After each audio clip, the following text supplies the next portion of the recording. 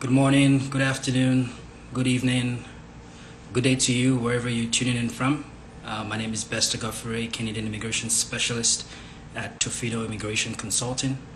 At Tofino Immigration, we help make Canada your new home. We help you immigrate to Canada. And but we also understand that immigration is just a part of the things that need to be done. It's a piece of the puzzle. When you get here to Canada, you also need to be successful. You need to thrive. And part of the keys, part of the tools that help you thrive in Canada is mentorship. So today we're going to talk about mentorship for the immigrant and the importance of mentorship for immigrants. And today we have a special guest, a good friend of mine, Dr. Adeola Olubamiji. She's going to be joining us today to talk about mentorship and her journey. And I hope you learn a lot. Dr. Adi is an award winner of the ROBC Top 25 Immigrants Award. She's also the first Black person to get a PhD in biomedical engineering from the more than a century-old University of Saskatchewan. So let me find our guest. Enjoy, invite a friend, invite a neighbor, and I hope you have a great time. I've been last time I was on. We're doing a live. I was presenting, but today's your turn to present. Yeah. Great. Are you calling? Where are you coming from today? Chicago, actually. Chicago. So you're probably traveling. I'm calling from Calgary today, so it's good. So let's get started. Today's going to be interesting because we're going to talk about mentorship and how it's important for immigrants. And I know you mentor lots of people, but I have lots of questions for you. So recently you got an award. Okay. ROBC Top 25 Immigrants Award. And also you're the first Black person to get a PhD in biomedical engineering from more than a century-old University of Saskatchewan. These are big accomplishments, but lots of us are only seeing the fruits. This is reward for hard work, dedication. So if you can tell us a little bit about your humble beginnings, where did you start? If you can give us a brief overview of how it all began for you and some of the challenges you had to go through, it would be a good place to start today. Okay, I hope 3 people are on here because I want to start to drop some gems, and I'd like you to tweet it and tag myself at Tofino Immigration because it's critical that we remember some of those points along the line. So my first point is, if you can't see it, you can't be it. So when I was a kid, I remember when I was 9 years old, I lived in Mokola, Ibadan, and Nigeria growing up. And in my neighborhood at that time, everything was just so messed up. My parents weren't educated, but they're very hardworking. So where we lived, there was Sunnyvale. Sunnyvale is like a prostitute house that people could go into and have sexual immoralities going on. People from my neighborhood, it was like living in Oluwole. We had Sabo very close by. People would steal stuff and go and sell it there. So I grew up in a neighborhood where everything was just crazy. Young girls were sleeping with married men for money. But at a young age, I really knew that I didn't want to be any of that. I wanted to be better than that. And I wanted to make my parents proud since they were really working hard. So some of you have probably heard this before. On the wall of our living room, there were 3 pictures there. One of them is for my uncle, a professor of nuclear physics, who at that point was living in the US and making waves. The other one, a clinical professor, another uncle living in the US as a medical doctor and was also an high-profile person. So when I look at those pictures, I asked my dad, you said you grew up with these people. How come they live in the US? They are your cousins. We live here, we're suffering. And what I realized from talking to my dad is the difference between them and my father were 2 things. The first thing was a parent who could send them to the right school, and then the ability to dream and believe in that dream. So my uncles at very young age were really focused on their goals. They knew they wanted to be whatever they wanted to be. They had to trek multiple kilometers every day to go to school back and forth like that. They were focused on that, on their dreams. So at a young age, I knew that I needed my focus to be clear. I need to be focusing on this particular goal.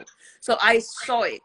I told my dad, I said, oh, I want to be a professor of nuclear physics. And when I get a PhD, you're going to put my picture up there and you're going to talk about me too. And my dad just literally laughed. And I meant that. I meant that I wanted to do that. So, you know, I went through a lot as a kid. I learned to make money early. I had to pay myself through school, selling pepper, doing all of that for one goal, to get a PhD in physics. I had that goal clearly defined. I told my father I would get a PhD in physics. And I meant that. So the question I ask everyone is, how clear is your goal? Are you really clear as to what you're trying to get out of life? Do you have it written down? Yes, sometimes it changes a little bit, right? But you have to get it clarified. You can't be dilly-dally. Today you want to be a sailor. Tomorrow you want to cross into tech. The next day you want to be an immigration consultant. It doesn't work that way. If it's not clearly defined, then you cannot build steps to get to that goal, right? So my humble beginning taught me a couple of things. One of them is that this will be the worst I will ever be.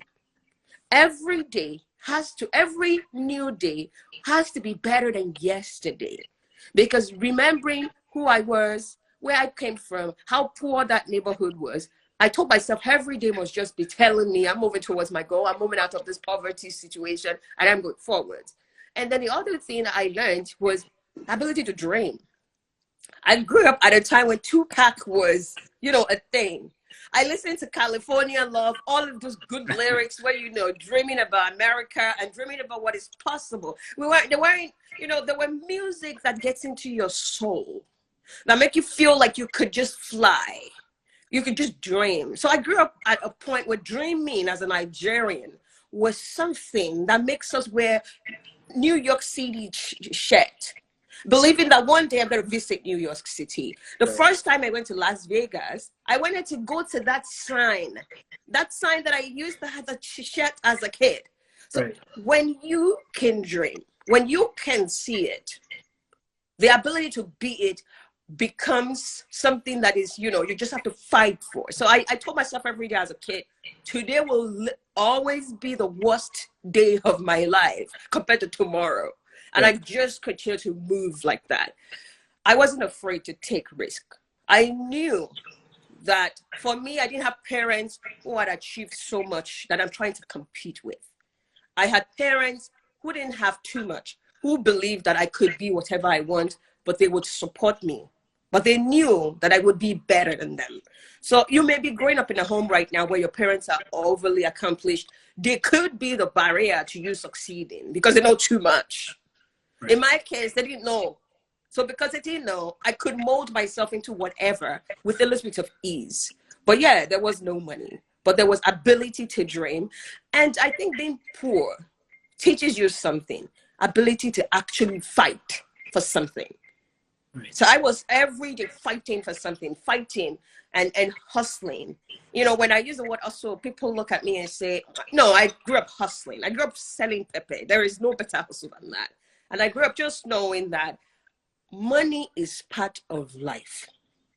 You don't just say, I am dreaming, without you dreaming about being able to sustain yourself. Because we didn't have money, that's why we were poor, and my uncles were richer. So I knew that whatever dream I craft for myself, it has to be a dream that make me powerful, but also rich. Because there's a difference between power and wealth. So I needed both. So every day I was kind of checking out, how clear is that vision? Is it driving me towards both? I really just keep pursuing it. Yes, you know, the upbringing was good, shaped me. One of the parts of my story that I don't talk about a lot is how Lagos was my success story. I went to Lagos for an internship in my third year in university. And that was the beginning of my understanding of moving abroad as my pathway. During that internship, I worked for a company that had, it was an international company, so they had white people in the company. And then I happened to meet somebody who worked in that company, but was an expat. And the person is Nigerian origin. So this lady talked to me, took me under her wing. That was my first mentor in life. Took me under her wing, talked to me about how she went to a Nigerian school. She moved to the US. She got a master's. And then she went and worked for a couple of years and became American. And now she has come to work in our native country as an expatriate, being driven around by drivers, being, having all the access to big things and living in a very nice house in Ikoyi. And then she told me at that point, I was in year 3. She told me, she said, when you go back to school, the decision you make then would determine how far you go in life. And she told me one thing: if your grades are not good, please stay back and do an extra year. You are doing yourself a favor if you stay there and do an extra year to rectify and correct your mistakes, than try to rush and graduate, because you need that to propel you. I left that company knowing that I have to travel abroad. I have to live abroad for 10 years. I have to become maybe American or Canadian and have some experience and come back home as an expatriate.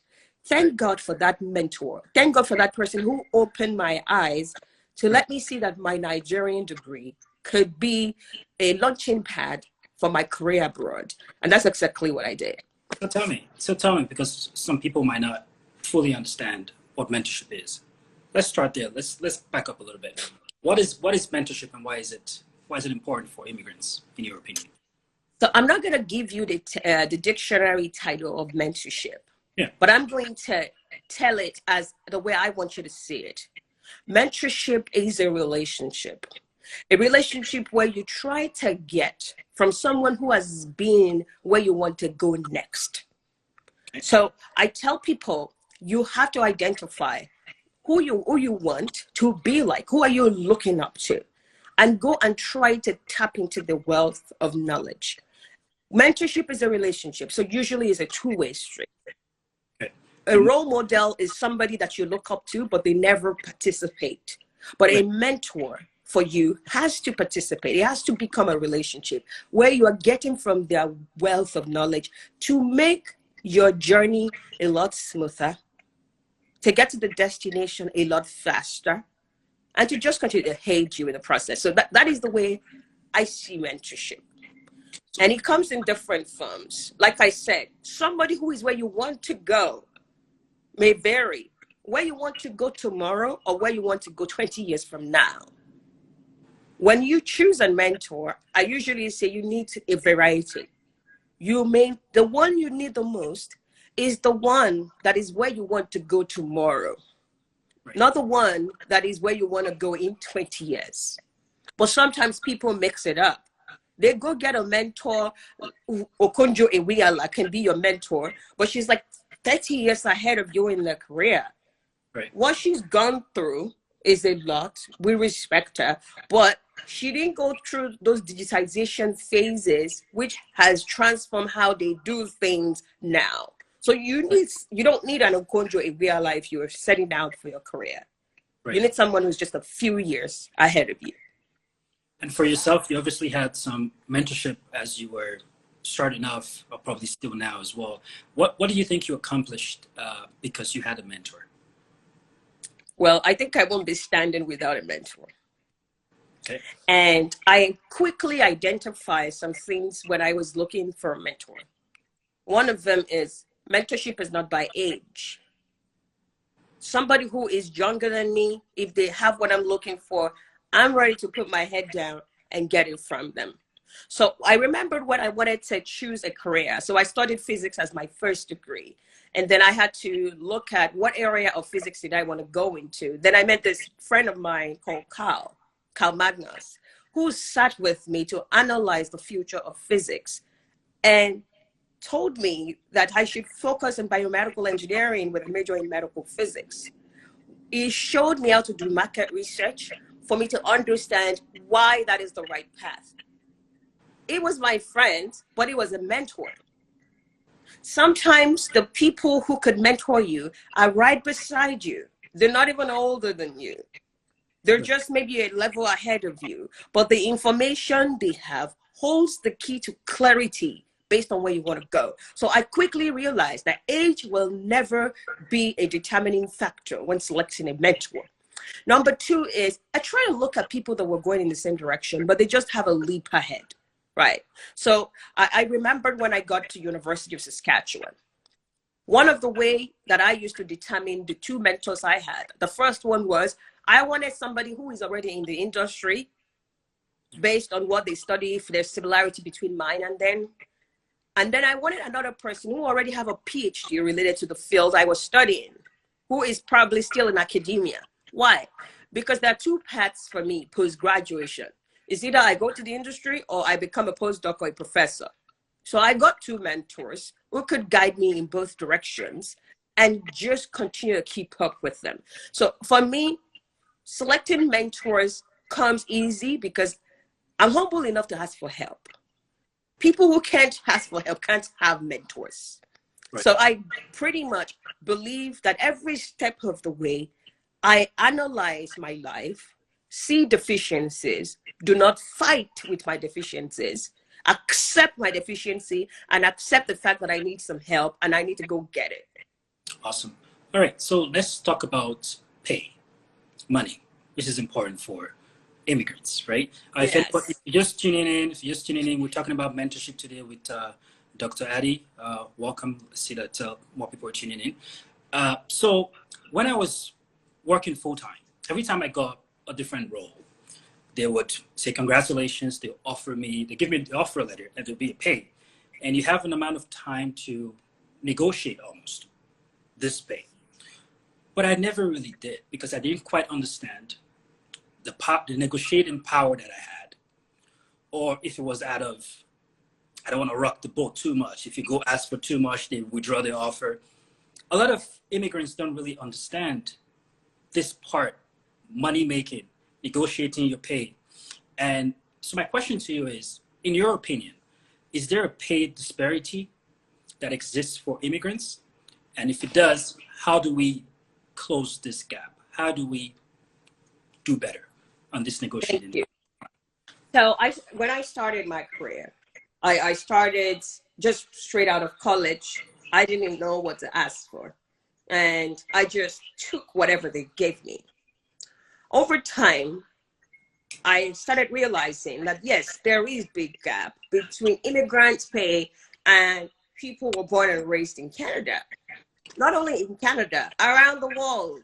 Then I studied a little more. And I realized that Black women are at the tail end of the pay scale.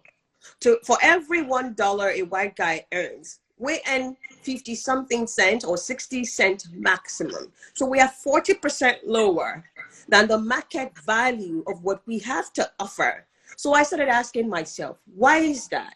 The moment I realized that, I told myself, I will bargain for every cent because I don't want to be used as statistics of people who are underpaid. Not anymore.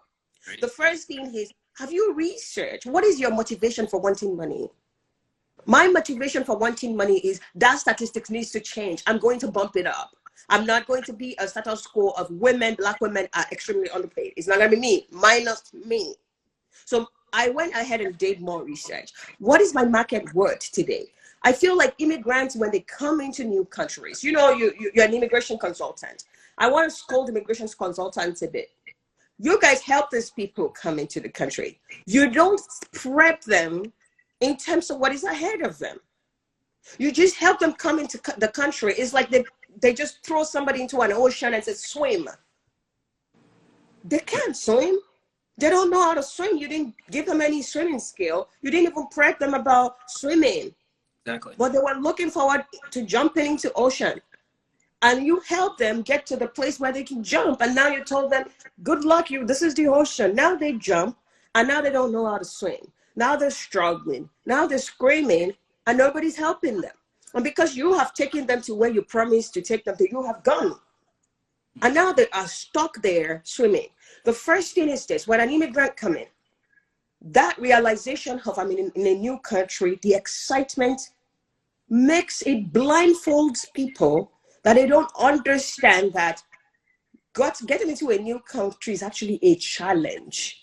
Instead of you doing Thanksgiving everywhere, raising your shoulder that you have crossed over to Canada. You have actually just entered into the deep. You should ask for help now. So I feel personally that whether it's new immigrant, whether it's somebody coming out of school, if you are not consciously asking, nobody's going to give you. The job of HR is to pay everybody as low as possible and save the company money. That is their job. And your job is to be able to understand your market value. It does not come straight to immigrants because we don't know our market value. So it is important for us to do our research or find people who have been there. Then another thing is this. I've seen people come in and say, there are settlement centers. I'll go to settlement centers. Let me tell you, settlement centers have not worked in your shoes. Most of them are not immigrants. They didn't come from Nigeria. They're not Black. Look for jobs. Sometimes the people you need to stand on their shoulders are usually people who are similar to you. Yes, use the available resources, but look out on LinkedIn or anywhere for people who look like you have navigated with care, though, because sometimes the people you're reaching out to may not also know. They may give you the number that is low. Right. So it's critical that all of us collectively, first of all, understand that the pay disparity is there. Black people are at the tail end. And then what is it that we have to do? First, in market research, let's know how it was. Then you know how to project yourself, what you should be asking for based on data, not just flinging out numbers, right? Awesome. So I've heard people in the past, and I'm sure you probably heard it too, saying they always have this, in quotes, excuse. Oh, I'm not doing quite well because I'm Black. It's because I'm Black. So do you view being a visible minority, being Black, as a career disadvantage for immigrants? Is it an advantage? Is it a disadvantage? Does it have any effect? Oh my God. I'm Black. I'm proud. It's tiring to be Black. Come on, let me just put that out. It's tiring. It's tiring to be Black. First of all, you have to prove why your hair is changing. You have to prove why you have an accent. You have to prove the school you went to. You have to prove everything. It's tiring to be Black. It is just tiring to be Black. Do I regret being Black? I didn't create myself. So I'm not gonna sit down and say that is why somebody's gonna pay me low. But I'm going to leverage being Black to my advantage in places where it could be an advantage. So I have realized that being Black could be an advantage for certain areas. For example, in my type of field, we don't have women, we don't have Black people. So when I get an opportunity to be somewhere, I'm different.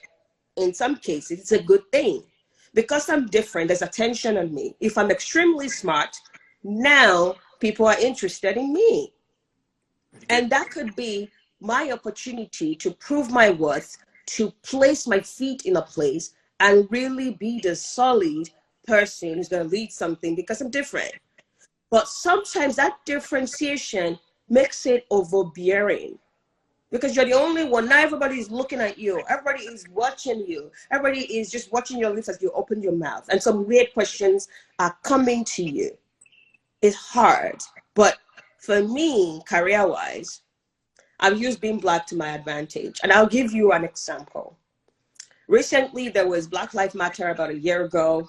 George Floyd died, Breonna Taylor died. You know, everybody was fighting everywhere and asking for Black people's rights. Companies were shaken.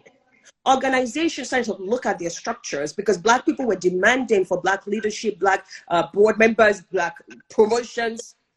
Were you prepared to be promoted at that point? That's the question.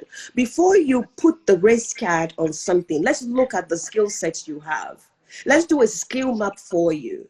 I am a career coach. I talk to people often, and I realize that immigrants, especially the ones coming from places like Nigeria, the skill portfolio is, if you do a match rate, what the market need and what they bring sometimes could be less than 50%. If it's less than 50%, you shouldn't be expecting to be paid what they will pay somebody who has the entire skills and more. Right. So let's think about, before we talk about color as the problem. Let's think about skill disparity.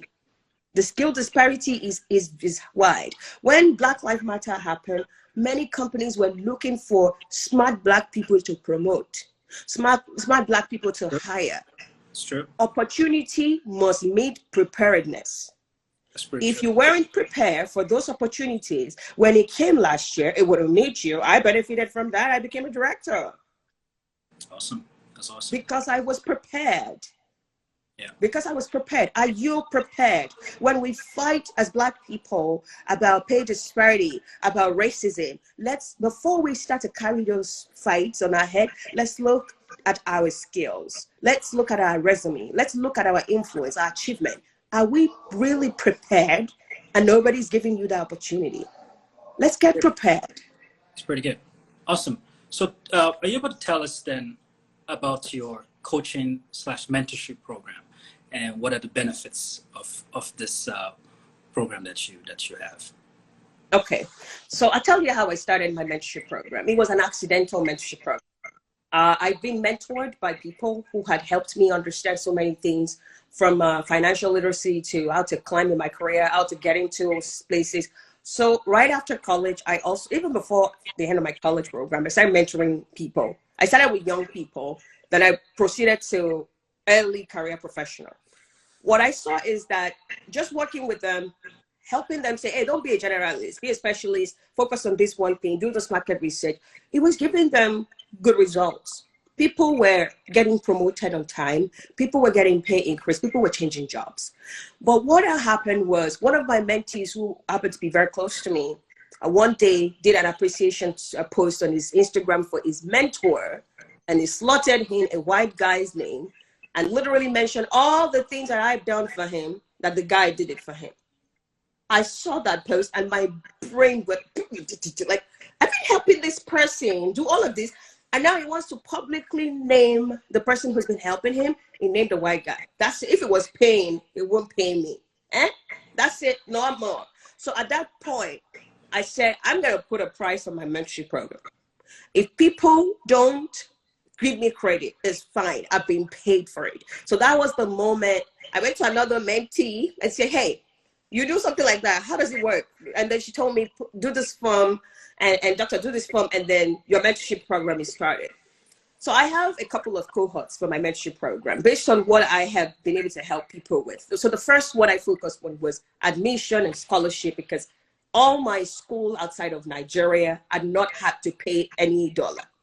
So I think I understand how to help people talk to professors, because I was an adjunct professor. So I know how to talk to them and they respond.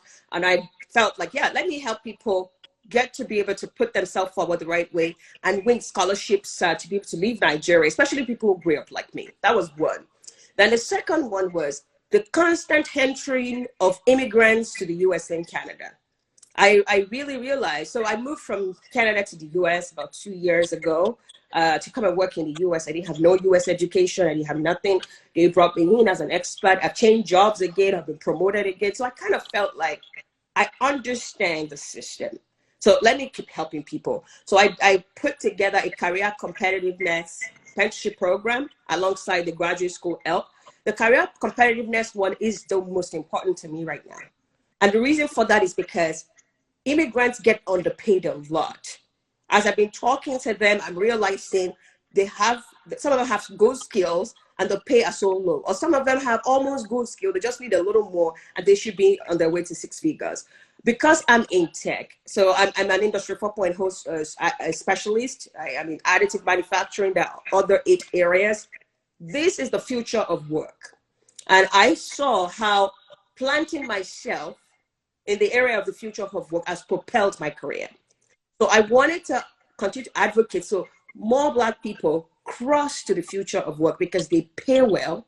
And this future of work is here for the next 50 years. So there's job security. So for me, my most important mentorship is get more Black people to understand how to make their career competitive and secured.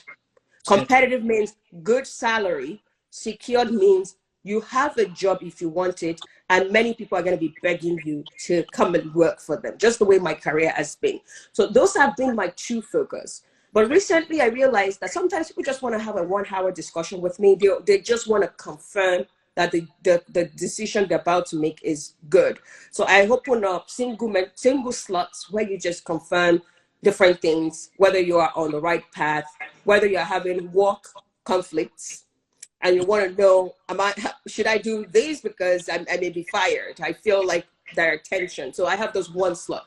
But my focus for those two programs is yearly bring at least 40 new graduate students into the US and Canada, and yearly be able to boastfully say 100 people got jobs, 100 got jobs. And I'm like, yeah, some of them could be coming from Nigeria, some of them could be coming from Ghana, some of them could already be in the country, some of them could be looking for internships, some of them could be trying to graduate and get a job.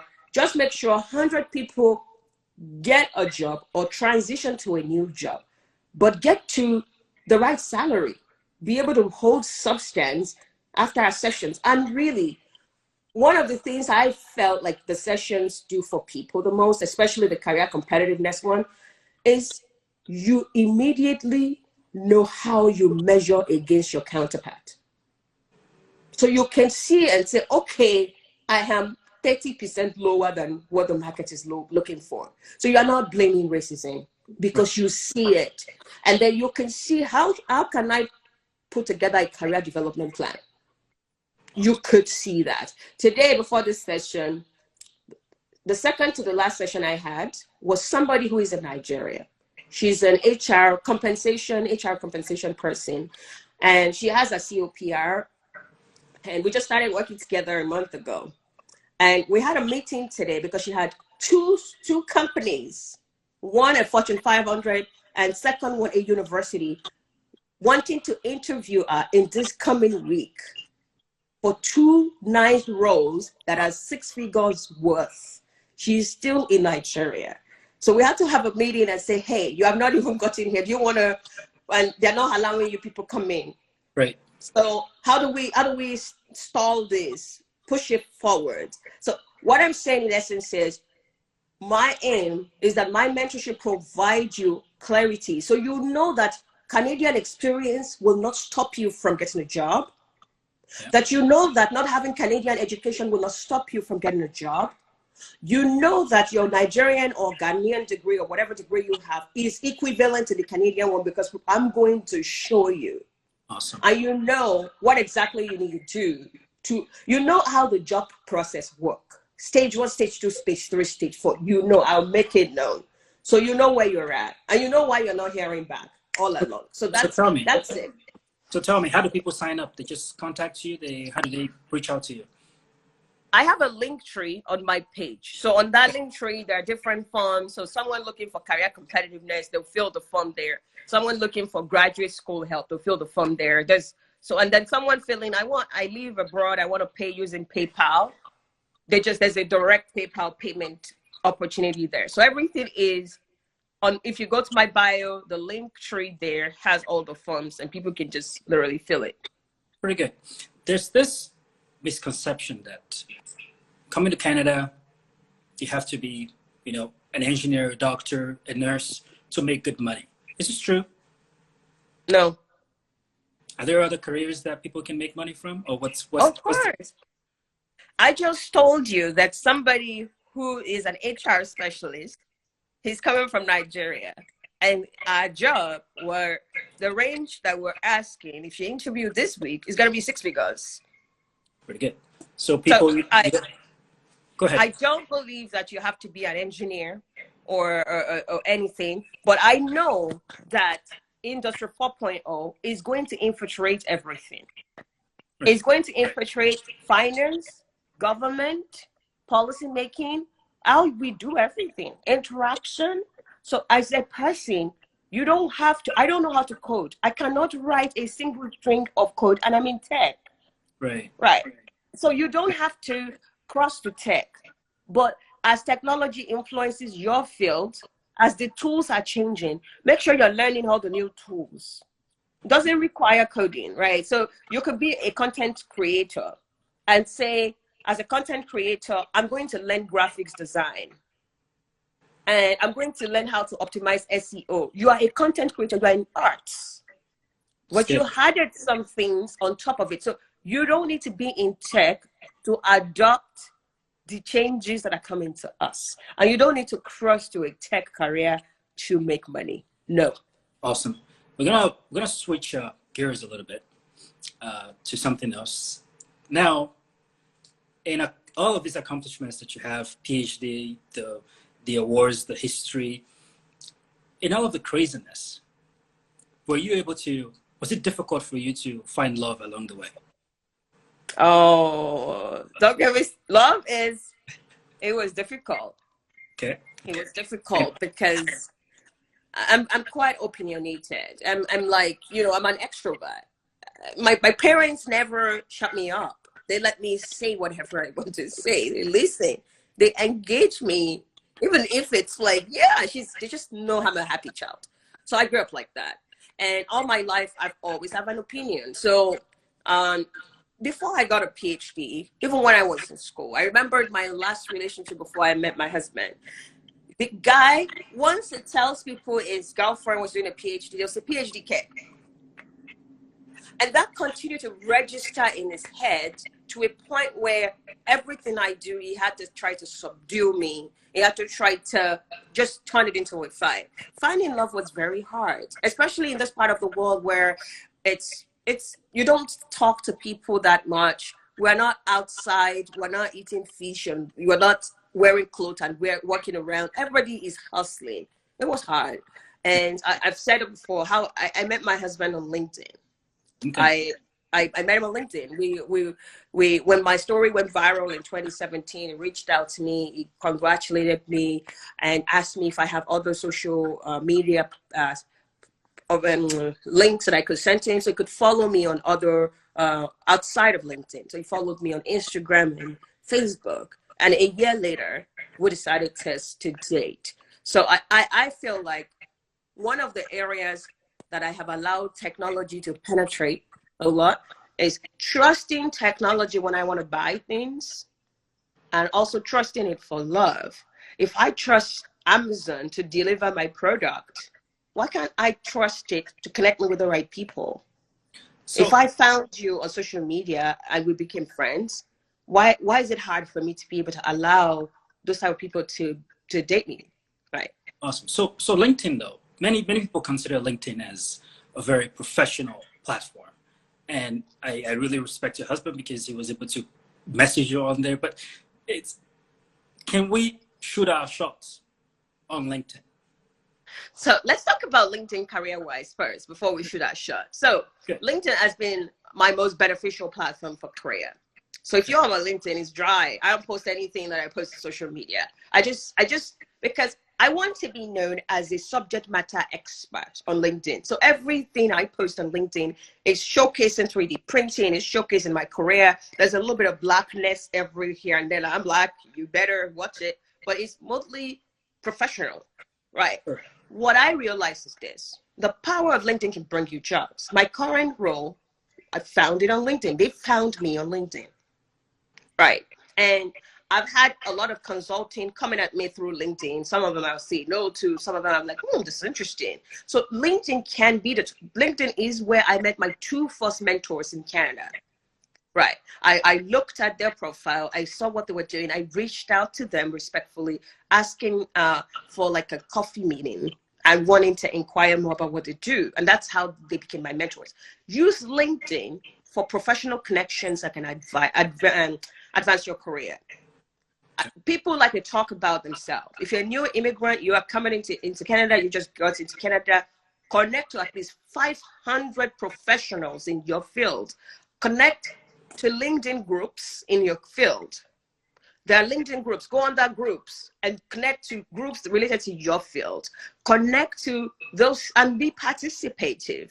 When someone posts something on the group, is something you know something about, put a very intelligent 1 or 2 lines comment. Let people start to notice you. It helps a lot. And when you go to conferences, you collect their card, follow them on LinkedIn, make an introduction, book a 5-10 minutes coffee call. Let somebody just connect with you. I've used LinkedIn like that. I've also connected to a lot of Nigerians because every now and then somebody would just post something about me.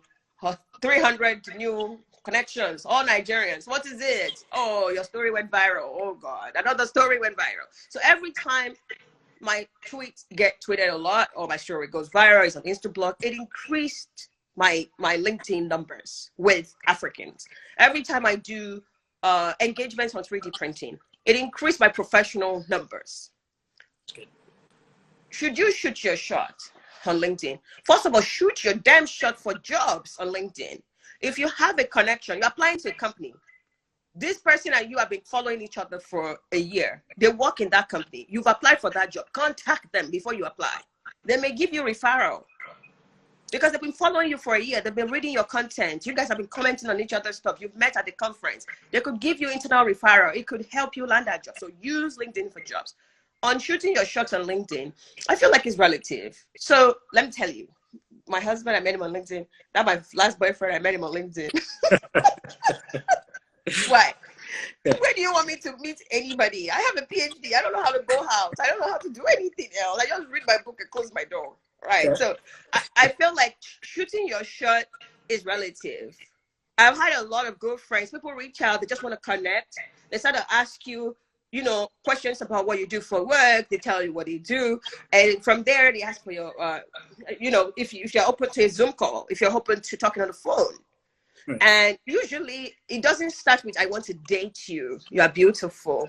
Right. It starts with like intentionally good conversations about your career and their career, how they love what they see on your profile, how they saw that you have these skills and that is interesting. They'd like to know more. True. I feel like when we approach ladies and we use the lines such as you're beautiful or stuff like that, it turns them off because it's LinkedIn. Yeah. But when people like to talk about themselves. When people reach out, I want to know about what you do professionally. I feel like most ladies are okay talking to you about that. And from there, it could just develop into friendship and other things like that. Awesome. Awesome. And so do you have any advice for people that are very ambitious, the go-getters, the women, the men that are still looking for love, but working really hard? What is your advice for those people? A couple, right. You know, well, I never had like a picture of myself like this. I never have. You're muted. Go ahead. Go ahead. I couldn't hear you for a few seconds. It's okay. Pretty good. Okay. So I want to say we need to manage expectation. Expectation is very important when you're dating someone. If you have this high expectation, they have to check all these boxes. Nobody's perfect. You need to have your core, you know, the core things you want them to have, but stop putting this expectation that are so high that you yourself don't have it. You want your husband to be 6 feet tall. You want him to be a good Christian. You want him to go to the gym. You don't do any of that. Right. Who you are is who you attract. And then you start to put this huge expectation on them and you don't have any of that. Let's manage expectation. For guys, take the conversation off LinkedIn. It starts from LinkedIn, but ask them for their Twitter handle, for their Instagram handle. Go and continue the conversation there because it makes the guard drops once you follow them on social media. That is outside of LinkedIn. So let's take the conversation off LinkedIn completely. Once you reach out, you want to get to know them, collect their phone number or ask for their Instagram handle or Twitter. Let's just move the conversation out. Another one for ladies is don't bring the baggage from your previous relationship. This new guy is not your last boyfriend. Don't start comparing him to the guy who abused you. Don't start comparing him to your father. Don't start comparing him to your brother. Don't start comparing him to that guy on Instagram. He is not them. He's unique. He's different. Give him a chance to prove himself. Same with the guy. Don't bring the baggage from that previous relationship. That girl cheated on you. She's not smart. Don't bring that into this relationship. It's a fresh plate. Heal from your last relationship. Your last relationship was bad. Things are you're still hurting. Take your time and become a whole one. You can't be a part of a two except you are a whole one. Be a whole one. Take time to heal. Don't jump from one relationship to another. Take time to love yourself, to get back to a point where you're comfortable. Another point on you can't be a part of a two if you're not a whole one is you're still in school, you're still suffering. any little gift is going to look attractive to you. That's not the point you want to date someone. Get to a point of stability before trying to add dating to what you want to do. Try to focus on your career, build it to a point of stability to some extent. You are a new immigrant in the country. 2 weeks after arriving, you're looking for a boyfriend. Something is wrong with you. Focus on what you should focus on first. Get a job, get stability, and then be open. Another one is, you know, you've come from another country. You are in a different place. Stop looking out for Igbo. I want to be Igbo. She has to be 6 feet. She has to be Catholic. Forget that crap. There's a reason why you are in Canada. Because you are open to adapting to new cultures, to meeting new people. You may be lucky to find another Yoruba, but they are definitely different from you. Be open to not wanting to find your sister from Anambra on the streets of Toronto. Be open to dating a Togolese. If you're thinking the person has to be African. Be open to dating a white person, an Asian. It's just what it is. We live in a multicultural world, and we have to be open to all of these changes. And it's just what it is. If they have the criteria you're looking for, give them a chance. And I want to say, you know, I met people on LinkedIn, but let me tell you, I also tried POF in the past. I tried Black People Meet in the past. Right. We use all of these different apps for different things. We are connecting on a app. Why is the dating app a taboo? If all the other apps are acceptable, give it a try. Give it a try. Vet people, right? Vet people, vet them and vet them. But the fear that we propel when it comes to dating or meeting someone on a app is just too much. Okay. Sometimes it doesn't end in a relationship. Sometimes that person could end as a connector, as a good friend, as a helper, as a mentor. Let's manage your expectation, really. Thank you. So these brands, Fendi, Prada, Yves Saint Laurent, Louis Vuitton, they all have one product in common, a bag, handbag. And one of your favorite things to say is secure the bag. Are we trying to secure one of these bags, or what does this mean? I don't know what it means, but it sounds pretty good. Can you tell us a little bit more about what securing the bag means and how do we secure the bag? So I read a book last year, The Memo by Minda Arts.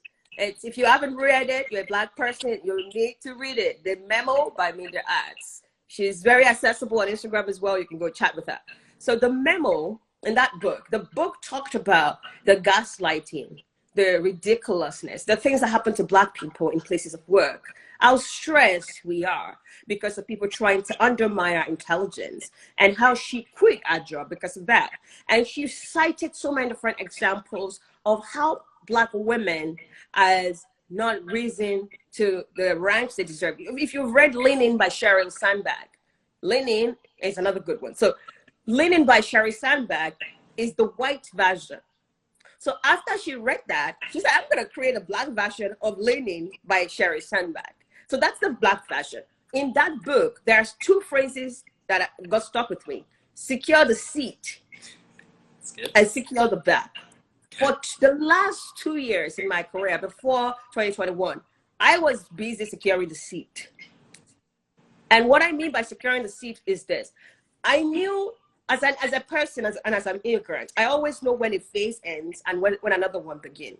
In the first 2 years of my career, I was busy collecting skills.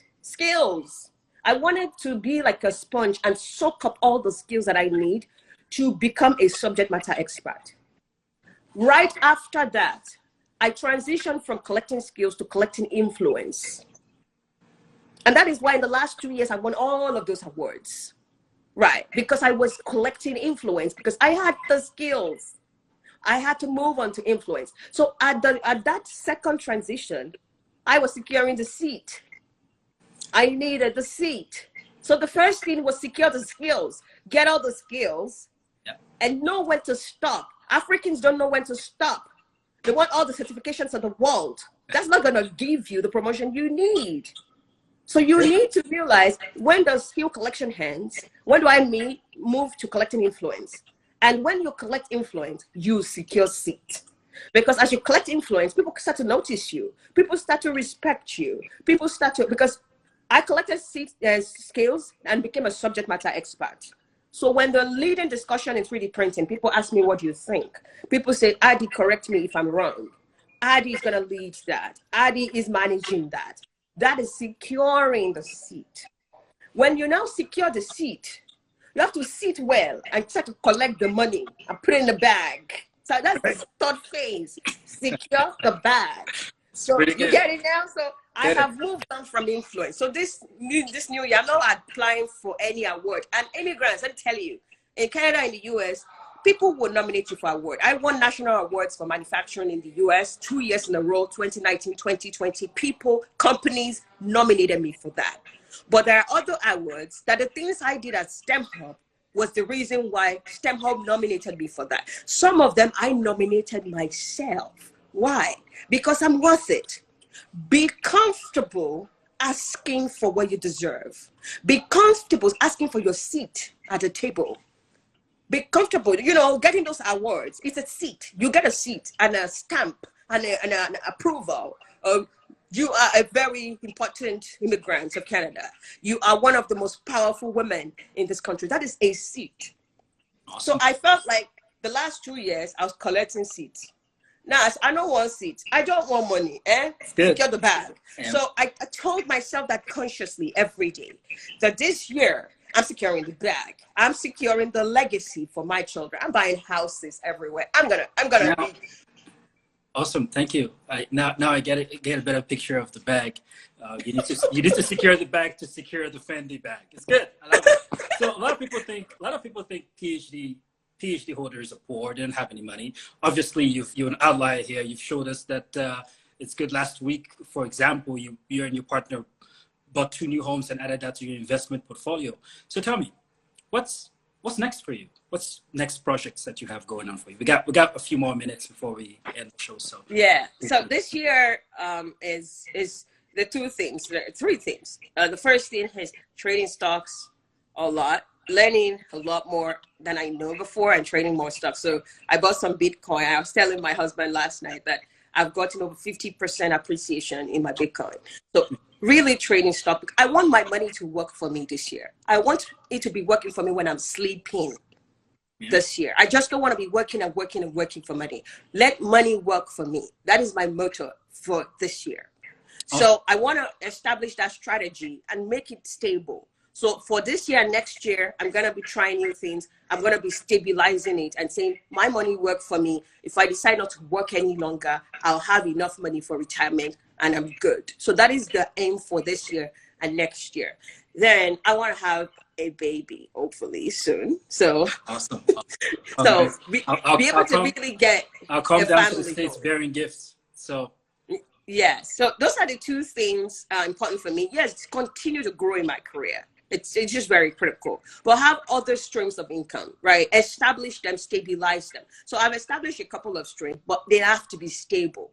This year, next year, stabilize this extra stream of income. That's beautiful. Thank you. So I hope everybody, I hope most people try and contact you and ask about your mentorship services and your coaching services, because I have learned a lot from this session, just talking about the immigrants and the importance of mentorship and all of this stuff that you told us today. Real gems. Do you have any final words for our audience today? So if you are here, you are planning to move to Canada, maybe in 6 months, in 5 months, in 8 months, act now. You need a mentor now. You need to know where your career stands now, so that you can start to build those skills now. You want to do it now before you relocate to Canada. Do it now. If you're a new immigrant and you are already in Canada, ask for help. Go ask for help. Don't try to do it alone. Some of you are known on social media. Don't let social media rush you. Go and ask for help if you need it. Resources are available to support you. The last thing is, some things will not come for free. Good things don't come for free. Be ready to put your money where your mouth is. Put your money in that mentorship program. Put your money in anything you need. The last one is this. I don't want you to just focus on 9 to 5. You need multiple streams of income to survive. please learn other things that you can add to your portfolio for you to have a comfortable life that you deserve. That's all for me. Awesome. Awesome. Well, thank you very much for taking the time to come talk to us about mentorship and how important it is for immigrants. I really appreciate you and the words of wisdom that you shared with our audience today. I saw lots of the comments. People were saying thank you so much, and they really love that you. I think the one that we got the most comments from was secure the bag. People really love that piece. So thank you so much. I'm securing the bag this year, so it's pretty good. So thank you for coming on, and we hope to see you again soon. And thank you. Thank you, and God bless. And I'll see you in the States after this whole pandemic is done. I'll come bearing gifts. So thank you. We look forward to having you. Thank you. Have a good weekend. You too. I'll talk to you soon. Okay. Bye. Bye, everybody. Thank you for coming.